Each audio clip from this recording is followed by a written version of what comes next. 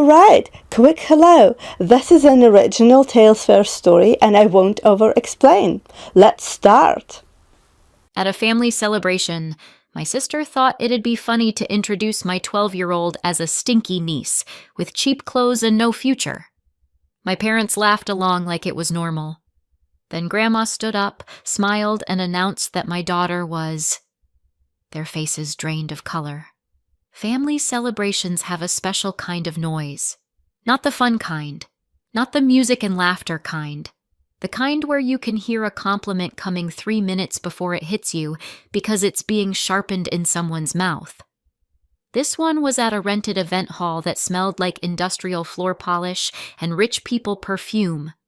White tablecloths, too many candles, a dessert table that looked like it had its own security detail. My grandma was seated at the head table like a small, elegant general. Everyone orbited her in tight circles, smiling a little too hard, laughing a little too loud. And me? I was doing what I always do. I was trying to keep my daughter, Emma, close without making it obvious that I was trying to keep her close. If you've never had to do that, congratulations. Your nervous system probably still works. Emma was 12. Tall for her age, all elbows in focus. She had this calm, quiet competence that made adults either like her immediately or resent her for existing. Her dress was simple, something she'd made herself with my grandma's old sewing patterns and a lot of stubbornness. Navy fabric, neat seams, tiny hand-stitched detail at the collar that she'd worked on for 3 nights straight while muttering, "It's not sitting right." If you asked Emma what she wanted to be when she grew up, she wouldn't say rich. She would say, better. She was standing beside me, fingers worrying the edge of her sleeve the way she did when she was bracing for impact. And, like clockwork, impact walked over in heels. My sister Nicole. Nicole looked like a department store mannequin that had been handed a personality and told to weaponize it. Hair perfect. Smile perfect. Outfit probably had its own insurance policy. Trailing behind her, Grant, her husband, who always looked like he was trying to remember where he parked his empathy, and their 3 kids, Tyler, Avery, and Layla, dressed head to toe in designer like they were sponsored by a brand that hated children. Nicole spotted someone across the room, a woman in a sleek blazer, drink in hand, the kind of person Nicole wanted to impress. Businessy. Cool. New. Nicole's eyes lit up. You could practically hear the gears turning. She reached out and, without asking, hooked a hand lightly around Emma's shoulder like Emma was a handbag she was about to show off. "Come here," Nicole said, bright as a TV host. Emma stiffened. I took 1 step closer, not dramatic, just positioning.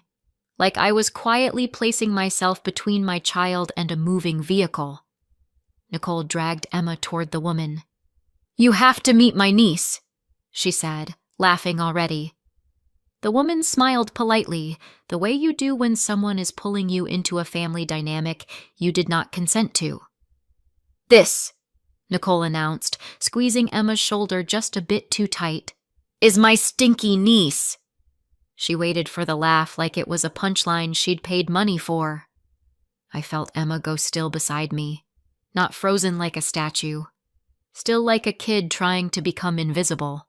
Nicole leaned in, enjoying herself. "She insists on wearing those cheap little outfits she makes," she said, voice all playful disgust. "Thinks she's creative." Her mouth curled. "And honestly, with clothes like that and an attitude like hers, no future." There. The line. Delivered like a joke but sharp enough to draw blood. Nicole laughed like she'd just invented comedy. My mom laughed too, that little airy laugh that says, "We're all in on it." My dad chuckled like it was harmless, like it was normal, like it was tradition. Emma's fingers tightened on her sleeve. Her gaze dropped. Her shoulders did that tiny inward fold that kids do when they're trying not to cry in public. And I, of course, There's a moment in situations like that where you can either explode or protect. Exploding feels good for about 8 seconds. Protecting lasts longer. So I didn't say what my body wanted to say. I stepped closer, put my hand lightly at Emma's back, grounded her. Warm. Present. The woman in the blazer didn't laugh. Not really. She gave a tight smile, eyes darting like she was looking for an exit sign. A cousin across the room stopped chewing mid-bite. Someone else took a sip that lasted too long. The laughter didn't spread the way Nicole expected. It landed on the table like a dead fish. Nicole's kids smirked anyway. Tyler whispered something to Avery. Layla did that little nose scrunch that kids do when they've learned contempt from watching adults. My sister's husband Grant laughed half a second late, like he wasn't sure which script he was supposed to follow. Emma didn't speak. She didn't correct Nicole. She didn't defend herself. She just stood there, 12 years old, in a dress she'd sewn herself, listening to adults talk about her like she wasn't standing right there. And then my grandma stood up, not slowly, not shakily, not like she needed anyone's help. She stood like a person who had decided she was done letting the room belong to someone else. The chatter softened. Even the clinking of forks seemed to hesitate. My grandma smiled, small, calm, almost amused, and looked at Emma first. Not at Nicole, not at my parents. Emma. Then she lifted her gaze to the room and began to speak, confident and clear, like she'd been waiting for the perfect moment. And I realized everyone was listening now, even Nicole, even my parents. And when my grandma finally stopped talking, Mom, Dad, and Nicole looked completely pale. If you want to understand why my parents laughed, you have to understand that Nicole and I were raised in a family where cruelty was treated like personality. Nicole wasn't always cruel, not at first. She was just chosen. Growing up, Nicole was the favorite in the way some families pick a golden child like it's a hobby. Nicole was pretty. Nicole was fun. Nicole knew how to present herself. When Nicole walked into a room, my mom would brighten like someone had turned on a lamp. When I walked into a room, my mom would squint like she was checking for stains. It wasn't dramatic. It wasn't screaming. It was 1,000 tiny corrections. Stand up straighter. Smile more. Why can't you be more like your sister? I learned early that if I cared about something too deeply, someone would mock it out of me. If I worked hard at something, it was intense. If I didn't care about appearances, it was lazy. I wasn't rebellious. I wasn't wild. I just wasn't Nicole. And my dad was the kind of man who thought keeping the peace meant never calling out the person causing the problem, which meant the problem always got fed. The only person who ever treated me like a full human being in that house was my grandma. My grandma didn't care if your outfit was expensive. She cared if your hem was straight. She didn't care if you looked impressive. She cared if you were capable. She wasn't warm in a gushy way. She was fair. And when you're the scapegoat in a family, fairness feels like sunlight. When Emma was born, I had this naive hope that maybe my family would reset. Like the presence of a child might make them softer, kinder, less obsessed with whatever imaginary scoreboard they were keeping. They did not reset. They simply transferred the target. Nicole had Tyler, Avery, and Layla, 3 little satellites orbiting Nicole's ego. They were always dressed perfectly, always coached to perform, always told they were special in the way that made them look down on everyone else. They would walk into gatherings like tiny royalty. Emma walked in like a kid who just wanted to sit near the snack table and quietly observe the world, and that was enough to make them hate her. Emma didn't do pretty the way Nicole wanted. She didn't do cute. She didn't do look at me. Emma did work. She would spend hours bent over fabric, learning stitches, sketching designs, ripping seams to redo them, trying again when it didn't sit right. She would forget to play dress up because she was building something with her hands. And because she was a kid, that work came with mess. Thread clippings, fabric scraps, hair falling out of her ponytail, the faint smell of effort. So Nicole started calling her Stinky, not because Emma was dirty, because Emma didn't prioritize being polished for other people, because Emma chose craft over performance. And in our family, that was apparently a crime. Emma started making her own clothes because she loved it, because she liked the control, because she liked turning an idea into something real. But to Nicole and my parents, it was cheap. They didn't see a child learning a skill. They saw a child refusing to play their game. And then there was my grandma's business. My grandma didn't just like clothing. She built something from it. A real business, a real company, real people employed, real contracts, real money, not influencer fashion, not buy a tote bag and call it a brand. This was the kind of business that had a showroom, staff, a warehouse, a production calendar. My grandma's name meant something in our city. She made clothes the way a surgeon works, precise, careful, unapologetically competent. And my parents and Nicole, they treated it like a fountain. They lived off payouts and perks and access, like it was their birthright. They talked like heirs. They dressed like heirs. They acted like heirs. They liked being associated with my grandma's success without doing any of the work that created it. Nicole especially loved the image of it. She loved telling people, "Oh, my family owns a fashion company," like that sentence did all the work for her. But Emma cared about the craft. Emma would ask my grandma questions that made my grandma's eyes sharpen with interest. Why does this fabric pull like that? How do you make a collar sit clean? What's the difference between something that looks expensive and something that is well made? My grandma noticed. Not in a dramatic, chosen one way, in a quiet, practical way. Emma would show her a seam, and my grandma would nod once. That nod meant more to Emma than any compliment Nicole had ever faked. Over time, their bond grew. Quiet conversations, little lessons. My grandma lending Emma a pattern and saying, "Bring it back with notes." Emma lighting up like someone had handed her a key. And my grandma also noticed something else. Emma wasn't just talented. She was being treated cruelly, in the same way I had been treated. And my grandma, the only fair person in our family, had been watching for years. I didn't know the specifics then. I only knew this. My grandma was paying attention, and she was quietly getting serious. And back at that celebration, when she stood up and smiled at Emma, I should have realized. My grandma wasn't standing to smooth things over. She was standing to end something. The room felt different when we snapped back into it. Like someone had turned the temperature down 2 degrees and everyone's skin noticed.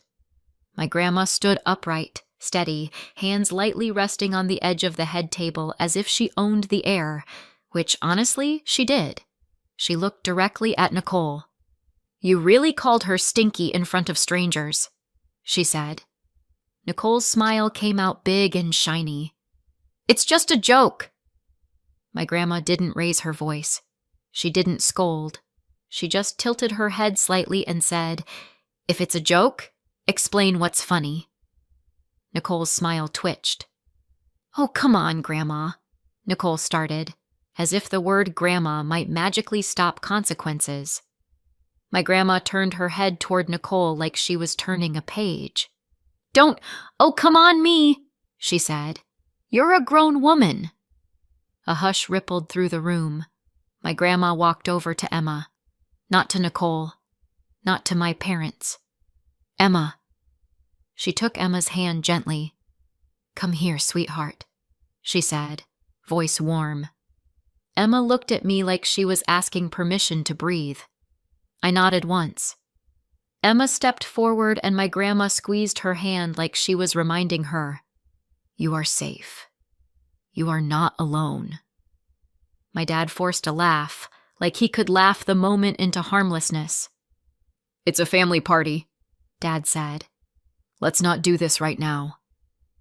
My grandma looked at him. Then you shouldn't have laughed, she said. Dad's laugh died in his throat. My grandma faced the room. You all keep treating her like she's nothing, she said. My mom jumped in fast, voice high and offended. We do not! My grandma lifted a hand. Not dramatic, just final. Yes, she said, you do. I've watched it for years. Nicole shifted, still trying to play it off. My grandma's gaze didn't waver. And since you care so much about the future, she continued, here's the truth. My stomach clenched. Emma's fingers tightened around mine. That little girl you just mocked, my grandma said, her voice calm and steady. She's not who you've been treating her like. She paused, letting the room settle. She's my great-granddaughter, she continued, and she's the one I've chosen to carry on what I built. There was a shift then, not shock yet, but confusion. My grandma didn't rush it. I didn't choose her for sentiment, she said. I chose her because she works, because she learns, because she respects the craft instead of just wearing the results. She looked directly at Nicole, then at my parents. That company you all assume belongs to you? She said. It doesn't.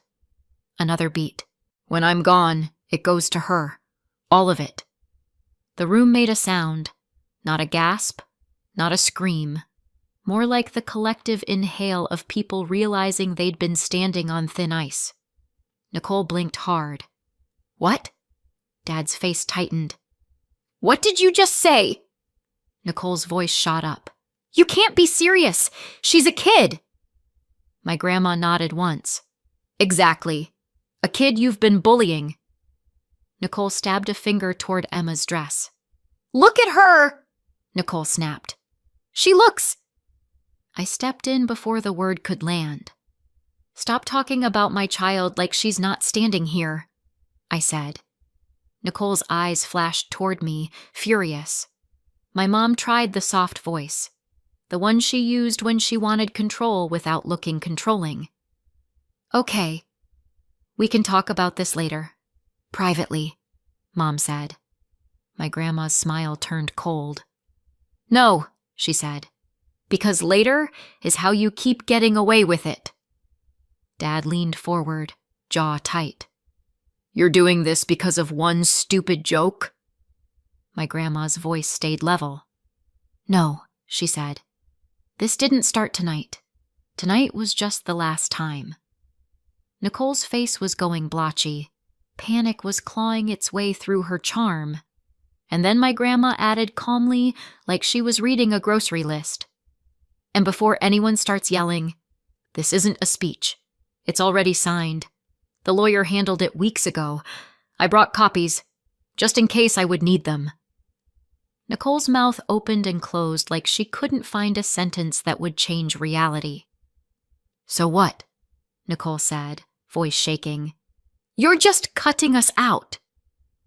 My grandma looked at her. I was going to make sure everyone was comfortable, she said. My mom's eyes widened. She could hear the implication and she hated it. My grandma continued, slow and clear. But after what you just did to that little girl, I changed my mind. Nicole stepped closer, eyes bright with panic. Fix it, now! My grandma tilted her head. Or what? Nicole's gaze flicked, just for a split second, toward Emma. It was small. It was quick. But I saw it. I pulled Emma behind me without thinking. Guests stared. No one laughed. No one looked away fast enough to pretend they didn't see what was happening. Nicole shouted, You're ruining my life! My grandma answered, almost gentle, like she was explaining gravity. No, she said. I'm stopping you from ruining hers. Mom and Dad grabbed their coats. Nicole's face twisted, pure rage now. This isn't over! Then they stormed out of the celebration. Nicole first, Grant trailing after her like he'd been dragged by a bad decision, Tyler and Avery and Layla confused and irritated, like they'd just been told the world didn't revolve around them. The music kept playing. Someone awkwardly clinked a glass like that might restart reality. Emma whispered, very small, "Mom, what just happened?" I crouched and held her face gently. "You're okay," I said. "I've got you." My grandma stepped closer and rested her hand on my shoulder, steady, and I knew the real fight starts after tonight.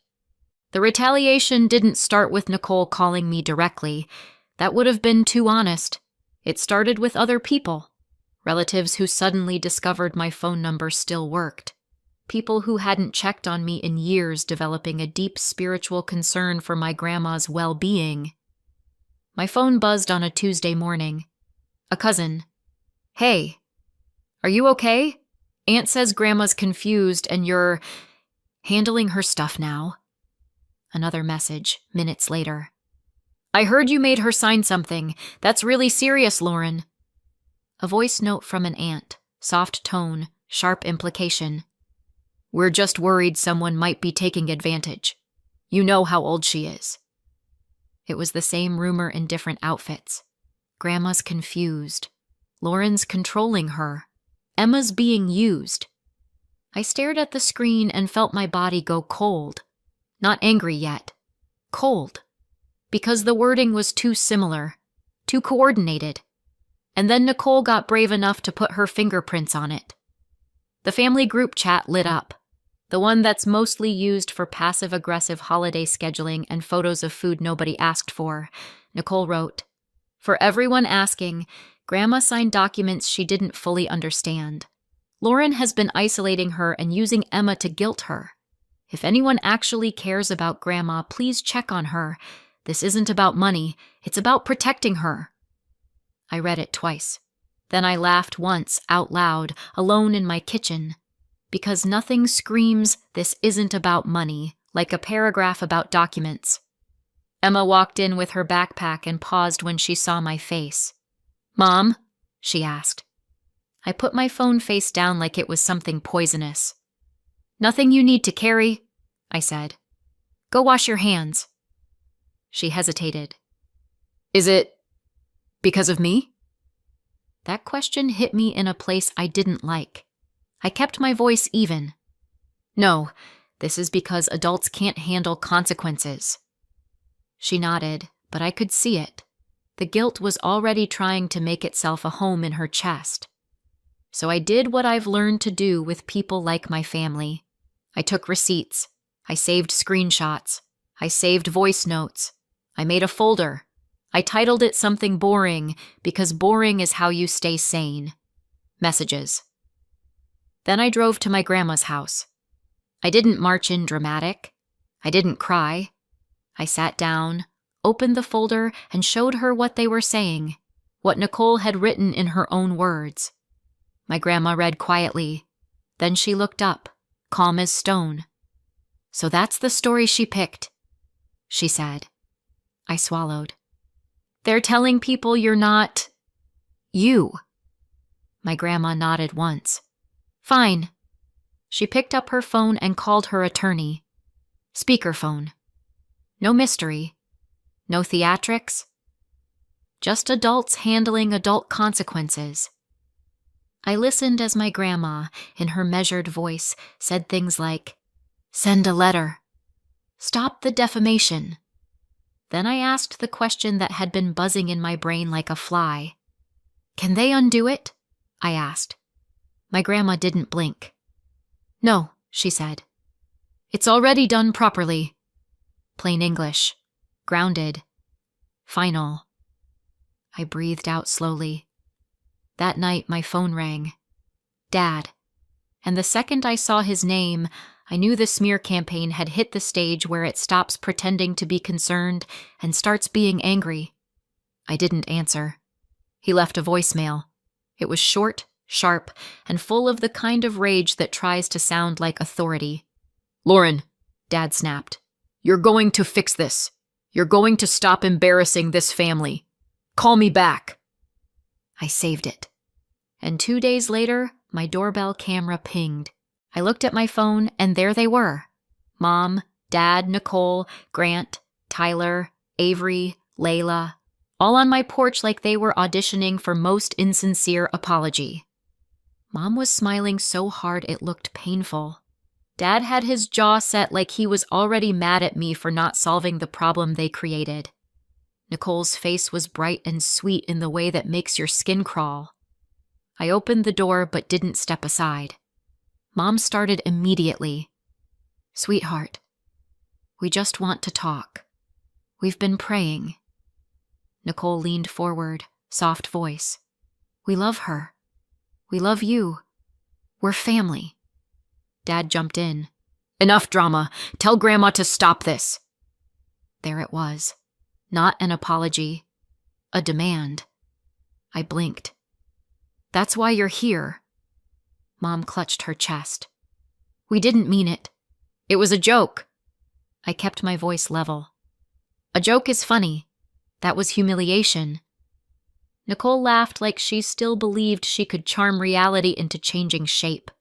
"Oh, please, Lauren, you're acting like we hit her." I held the doorframe. "You laughed while she stood there." Mom lowered her voice like she was sharing a secret. "Just tell Grandma you were emotional. Tell her you misunderstood. She'll calm down." I stared at her. "You want me to lie so you can keep your access." Nicole's smile slipped. "Don't be disgusting." I kept my voice steady. "You're not welcome here." Dad's face hardened. "You're really choosing this?" I nodded. "I'm choosing my child." Nicole took a step closer, irritation leaking through the sugar. "It was one joke," she snapped. "And honestly—" She rolled her eyes and muttered, just loud enough to be heard. "She does stink sometimes." Behind me, Emma made a tiny sound like her breath caught. Mom hissed, "Stop." Too late. I looked at Nicole, steady. "Get off my porch," I said. Nicole's face twisted. "You think you won?" "I think you showed me who you are," I said. Then I closed the door. Through the wood I heard Dad spit. "This isn't over." I opened my phone and saved the doorbell footage. Date. Timit. Receipt. And then a few days later, I came home and something was wrong inside the house. I knew it the second I opened the door. The air felt wrong, not messy, not loud. Wrong. Then I heard it. Soft crying. I rushed into the living room and found Emma at the table, shoulders tight, cheeks wet, trying to swallow her tears like she could hide them. And there, too casual, too comfortable, was Nicole. Grant was near the doorway like he wanted to evaporate. Tyler and Avery and Layla were hovering around Emma's sewing corner like vultures pretending to be curious. Nicole turned when she saw me, eyebrows lifting like I'd surprised her in my own house. "Oh," she said brightly. "Hey." I stared. "What are you doing here?" Nicole shrugged, sweet voice. "We just came to see Emma. We wanted to be nice." My throat went tight. "You came when I wasn't home." Nicole waved a hand. She let us in. Emma flinched at that, like she'd already been blaming herself. I moved to Emma immediately, hand on her shoulder. "Did you let them in?" I asked softly. Emma nodded, tears spilling again. They said they were sorry." Nicole's voice turned syrupy. "We are sorry." I looked at Nicole. "What did you say to her?" Nicole laughed lightly. "Nothing. We just talked." Emma's voice cracked. "They said Grandma made a mistake." My stomach dropped. Emma kept going, words tumbling out like she couldn't keep them inside anymore. "They said Grandma didn't understand what she signed." Nicole jumped in fast, smiling. "We were being gentle.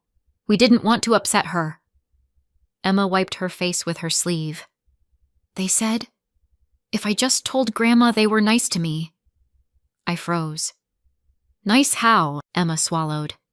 "Like, that it was just a joke. That they didn't mean it the way it sounded. That they're always good to me, really." She looked at the floor. "They said if I told her that, she might change her mind." Nicole tilted her head like she was explaining something to a toddler. "Emma, sweetheart, we're trying to help you," she cooed. "This is a lot for a kid." Emma's eyes squeezed shut.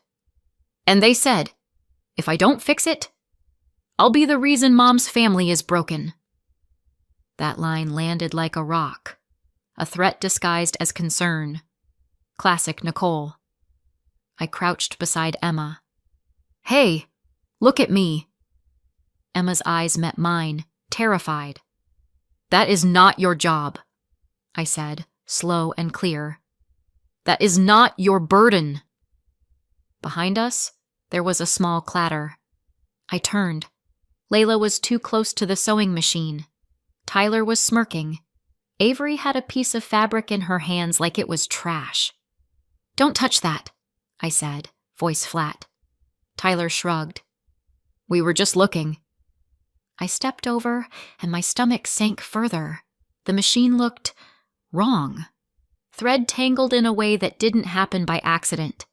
The top thread looped tight like someone had yanked it hard. The needle was bent. The little box where Emma kept spare needles was open, and one was missing. The hand wheel was stiff, like it had been forced past the point it wanted to go. Emma whispered, "They were being nice at first. Then they started touching it. I told them to stop." Nicole rolled her eyes. "It's a machine, Lauren." "It's her safe place," I said. Tyler shrugged again, like he was bored. "It was old anyway." Emma's voice was tiny. "It wasn't." Then Avery, 12-ish, old enough to know better, muttered, "She deserved it." Silence hit the room like a slap. Nicole's smile flickered. "What did you just say?" I asked, quietly. Avery looked away. Nicole snapped, "Don't be dramatic." I stood up slowly. My hands were shaking, but my voice stayed steady. "Out," I said. "Now." Nicole scoffed. "Lauren." "Out," I repeated. Grant finally shifted, murmuring, "Nicole." Nicole's face hardened. "You're insane. You're turning her against us." I pointed at the door. "Out." They left with the kind of offended rage that only comes from people who genuinely believe consequences are unfair. The moment the door shut, Emma started apologizing like she couldn't stop. I didn't know," she said, breathy and panicked. "They said they were sorry. I thought—" I grabbed her hands gently. "Stop," I said. "Listen to me. You didn't do anything wrong. You trusted adults who should have acted like adults." She shook her head. "But if you hadn't opened the door," I said, "they would have found another way. This is not on you." Then I did something practical, because practical is how you put your own heart back in your chest. I took photos of the machine, 3 angles, close-ups, the bent needle, the missing spare needle box, the jammed thread. That night, I took the machine to a repair shop. The technician looked at it for 2 minutes, frowned, and said, "This isn't wear and tear. Someone forced it." He printed a repair estimate. Receipt. I put it in the same folder as the doorbell footage and the screenshots. Then I called my grandma. I didn't rant. I didn't perform. I told her the facts. They came to my house when I wasn't home. They pressured Emma to fix it. They sabotaged her machine. My grandma went quiet. Then she said, very softly, "Put your phone down. I'll handle it." The next day, my phone buzzed with an email from my grandma's attorney. Attached was a copy of the notice that had been sent out that morning. No contact. All communication through counsel. Stop contacting the child. Stop showing up at the home. And for the first time in my life, family drama wasn't a screaming match. It was boundaries with teeth. Nicole wasn't the kind of person who could resist testing a locked door. 2 days later, my grandma called me. Her voice was calm, but there was a little edge to it, the kind she got when someone tried her patience. They came to the business, she said. My stomach tightened. Nicole? Yes, my grandma said. And your father? And Grant. Of course. A full delegation. My grandma didn't sound shocked. She sounded tired. They thought if they showed up in person, they could make it a conversation, she said, and you could hear the quotation marks in her voice. What happened? I asked. My grandma paused, just long enough to make it satisfying. They were denied access, she said. I closed my eyes. They argued with security, my grandma continued. They demanded to see me. They said I was being controlled. Let me guess, I said. They said it wasn't about money. My grandma made a small hum that might have been a laugh. They were told to leave, she said. They didn't. And then? I asked. And then, my grandma said, voice smooth as glass. Security logged it. My attorney was notified, and they were formally warned again to stop. A paper consequence is one thing. A security guard saying no in public is another. Later that evening, my phone buzzed. A voicemail from Nicole. Her voice was sweet for exactly 1 second, like she couldn't decide which mask to wear. Lauren, she said, too light. This is insane! Then the sweetness cracked. You think you can do this to us? You think you can take everything and hide behind Emma? If you don't fix this, you're going to regret it. Click. I didn't call her back. I forwarded it to my grandma's attorney. Then I went to Emma's room and sat on the edge of her bed. New rule, I said. Emma looked up, wary. We don't open the door for anyone, I said. Not Nicole. Not Grandma's messengers. Not anybody. If someone shows up, you call me. You don't talk. You don't explain. You just call me. Emma's shoulders dropped a fraction. Okay. And if anyone ever tries to make you feel like it's your job to fix adult problems, I added, you tell me. Immediately. Emma's eyes filled, but she blinked hard and nodded. 6 months later, the smear campaign was dead. Not because Nicole got nicer, because it stopped landing. My grandma kept showing up sharp, consistent, documented, so the she's confused angle ran out of oxygen. And then the money stopped. For years, my parents and Nicole had been living off a monthly stipend from the company, about $12,000 a month between them for family support and consulting that mostly meant showing up when cameras were around. 6 months after that celebration, it was zero. By the 1-year mark, the consequences were loud enough to hear from across town. They sold the house. Not downsized, sold. Moving truck, cardboard boxes, the whole thing. Nicole had to get a real job, one where you can't roll your eyes at your boss and call it confidence.